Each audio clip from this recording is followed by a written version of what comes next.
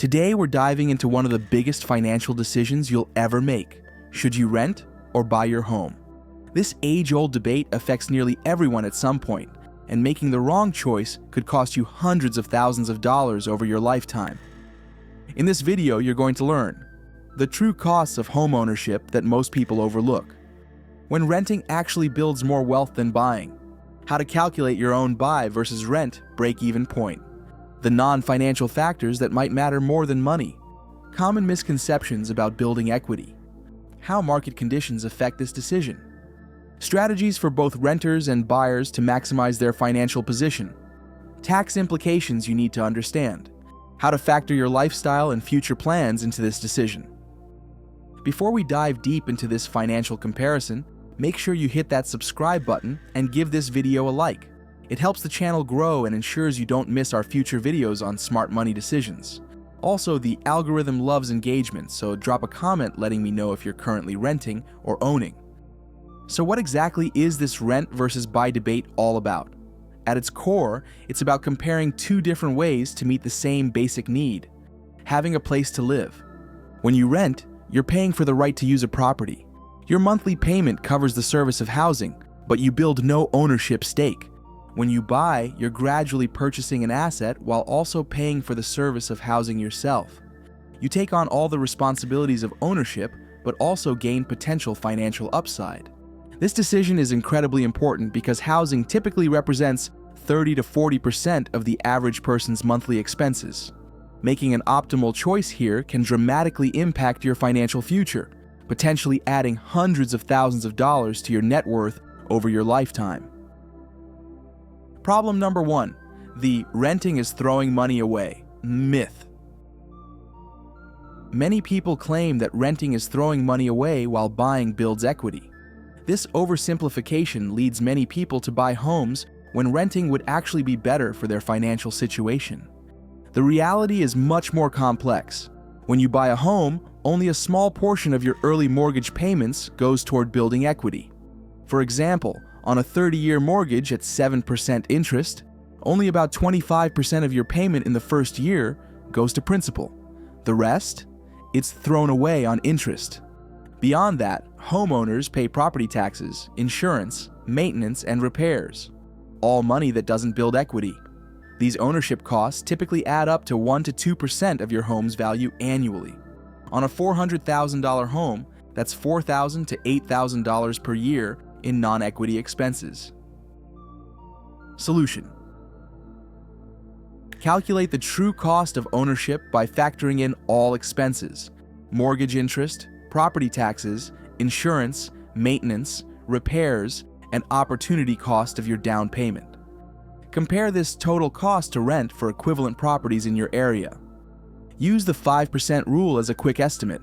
If annual rent is less than 5% of the home's purchase price, renting might be the better financial decision. For example, if a $400,000 home would rent for less than $20,000 per year, renting could be financially advantageous. Remember that your down payment invested elsewhere, like in index funds, could potentially grow at 7 to 10% annually, which is an opportunity cost of home ownership. Now let's move on to another problem.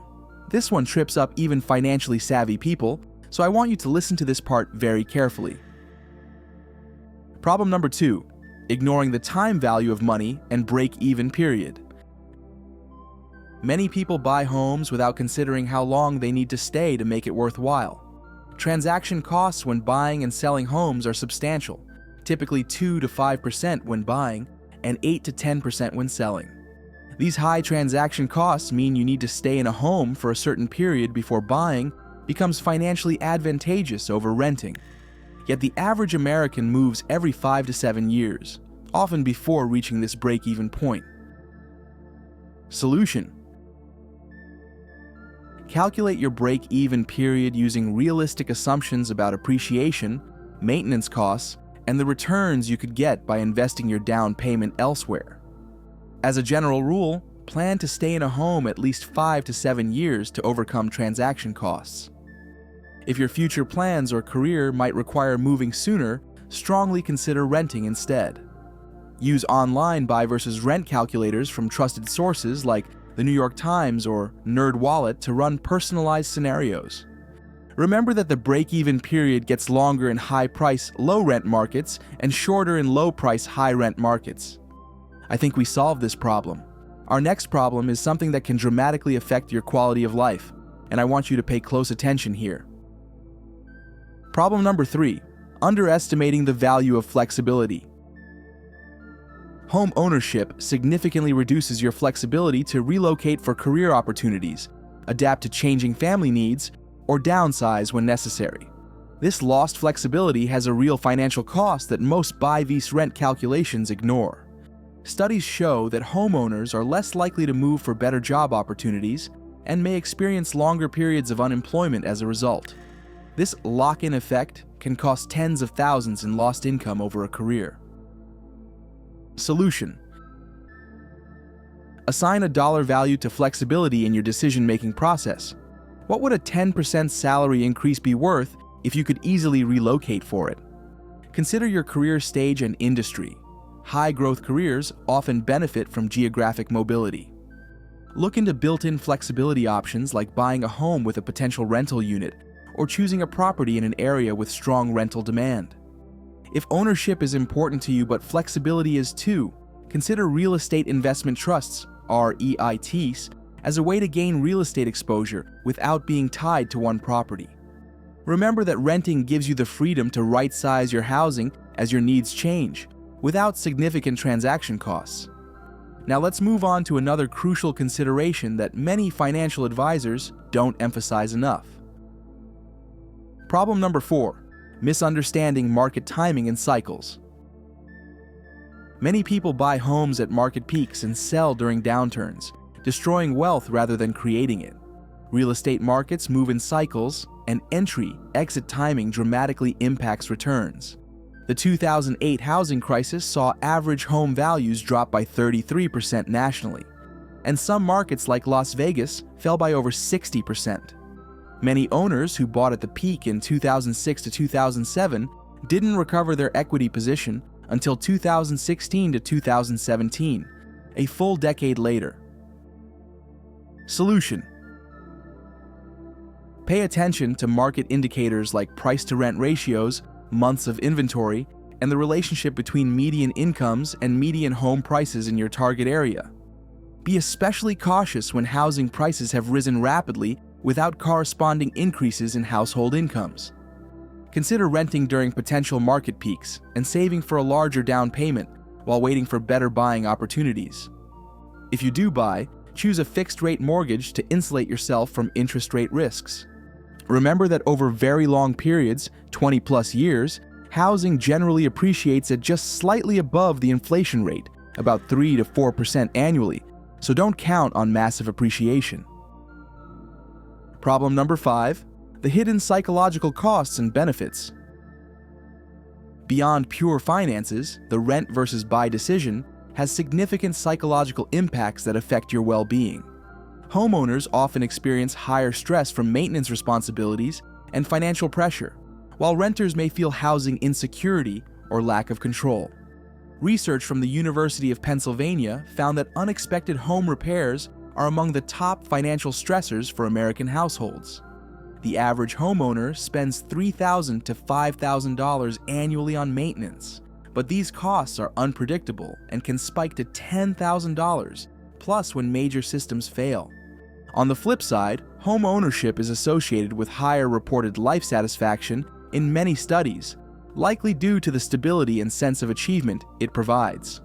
Homeowners also tend to be more engaged in their communities.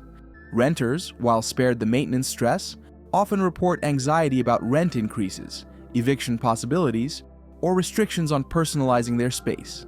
Yet they also report less financial stress overall and more freedom to pursue experiences rather than maintaining property. Solution: honestly assess your own tolerance for financial uncertainty and maintenance responsibilities. Consider your personality type. Do you get more satisfaction from experiences, which might favor renting, or from building and improving a permanent home, which favors buying?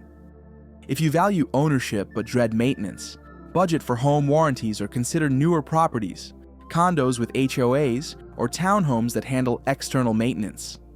If you rent but crave stability, look for longer-term leases, rent-controlled areas, or landlords offering multi-year contracts with predetermined increase caps.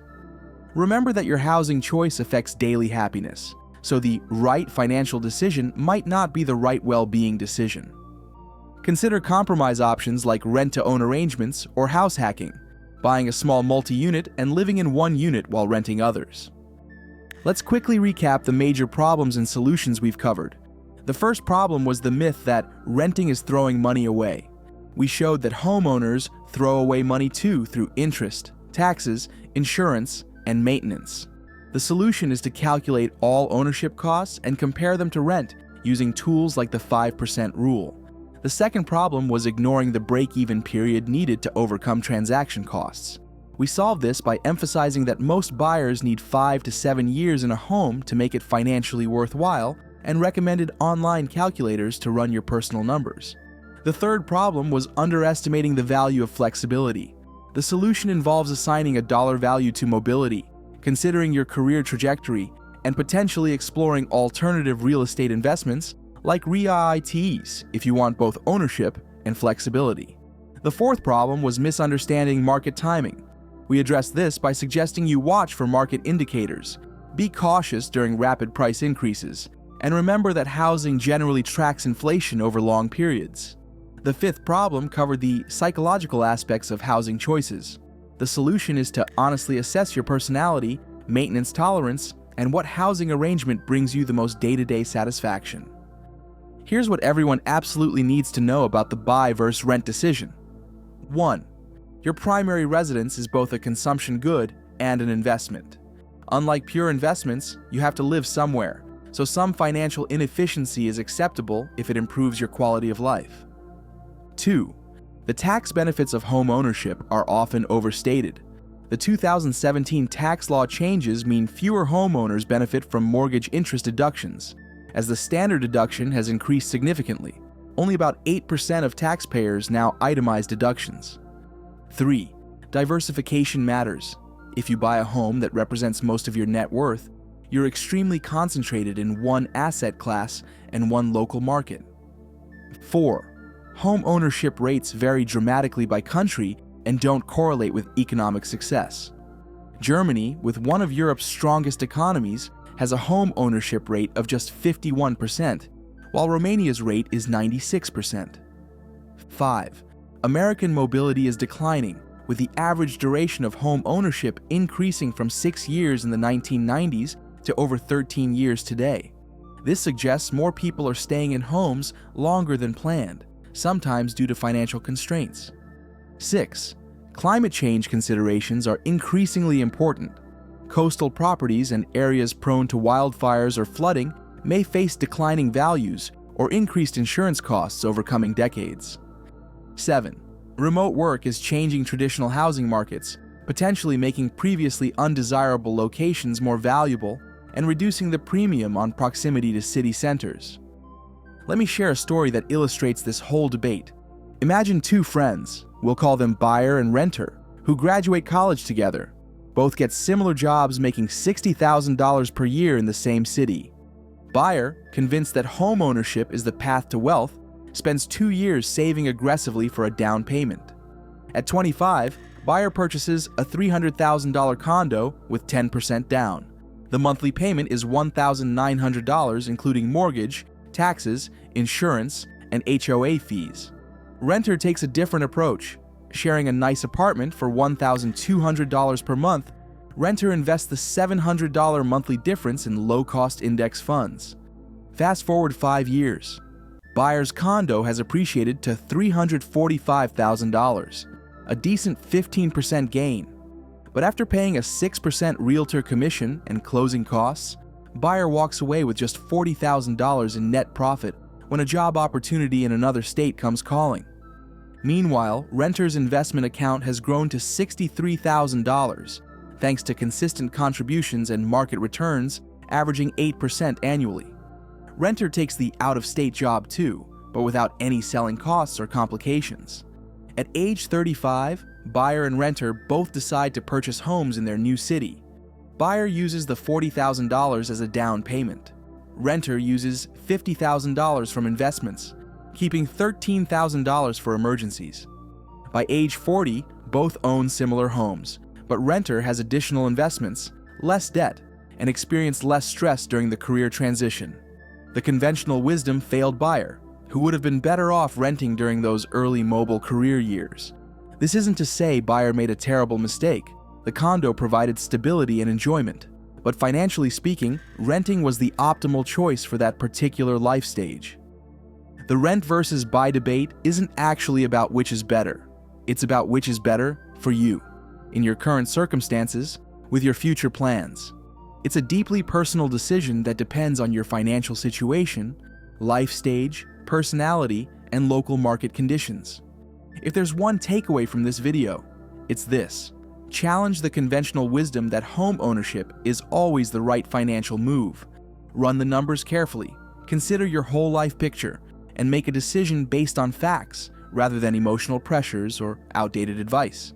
If you found value in this breakdown, please smash that like button and hit subscribe for more financial straight talk.